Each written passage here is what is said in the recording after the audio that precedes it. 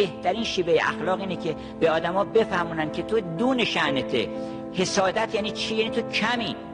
خب بفهم که زیادی حسادت نمی‌کنی. اگه بفهمی که چقدر زیادی حسادت نمی‌کنی. حرص یعنی که من اینقدر کمم، جمع میخوام بکنم. اینا تمام اینا قابل خنده است. یعنی این که میگن کمدی، اصلا کمدی از چی تولید میشه؟ کمدی از اینکانگرویتی، عدم هماهنگی یه چیزی با چیز دیگه، تناسب نداره. حرص هم همینقدر بی‌تناسبه، خسیس هم همینقدر بی‌تناسبه. منتها بعضیا وقتی بی‌تناسبی‌ها رو میبینن خون جگر میخورن که این آقا چقدر خسیس خون جگر. یکی هم میخنده که آقا رو نگاه کن، دستش تو جیبش نمیره. بنابراین ما اگر خودمون رو فقط بشناسیم به کلی دور میشیم از همه رذائل و همه فضائل رو به ما میکنه. یعنی اصلا دون شأن خودمون، نه به خاطر بهشت و جهنم و اینها. اصلا کار ما نیست آقا. کار تو زانجا که خبر داشتی بهتر از آن شد که تو پنداشتی.